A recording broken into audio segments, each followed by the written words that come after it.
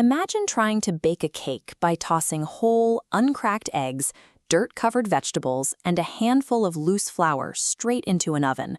You'd end up with a mess instead of a dessert. The digital world works much the same way.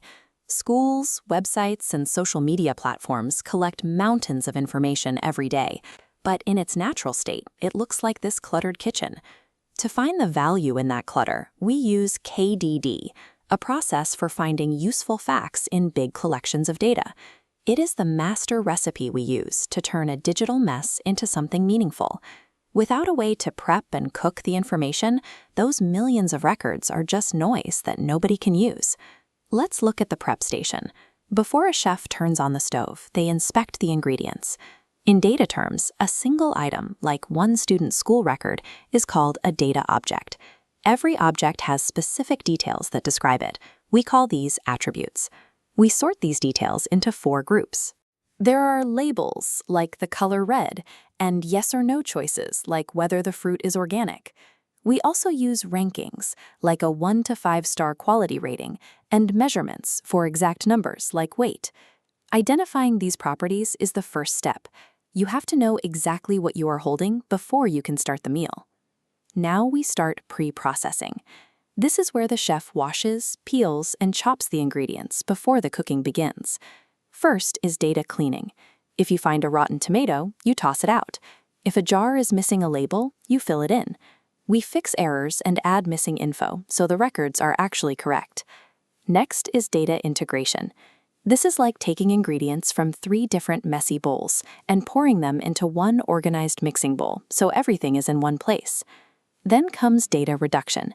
Think of this like boiling down a giant pot of soup until it's a small, rich sauce. We shrink the amount of data while keeping the most important parts. Finally, we use data transformation to group numbers together. Instead of looking at every individual age from 10 to 20, we slice those numbers into clean groups like child, teen, and young adult.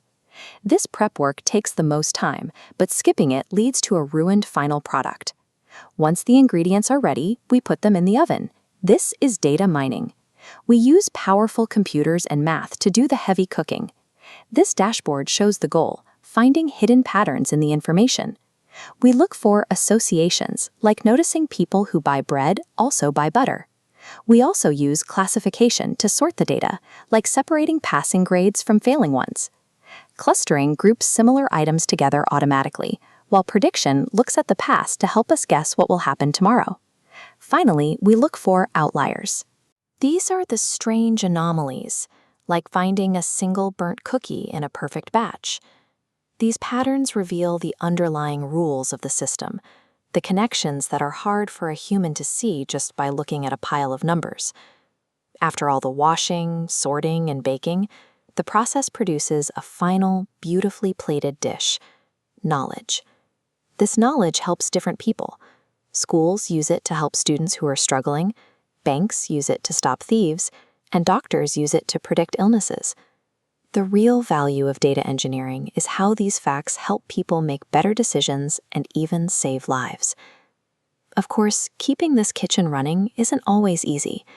Engineers have to protect people's privacy, pay for the expensive computers that act as industrial ovens, and deal with ingredients that are often messy or incorrect. To remember how it all works, just follow the path. Clean the data, combine it, reduce the size, transform the format, mine for patterns, and serve the knowledge. Managing big data is like working in a messy kitchen. It takes an engineer to organize that chaos and find the facts we need to understand the world.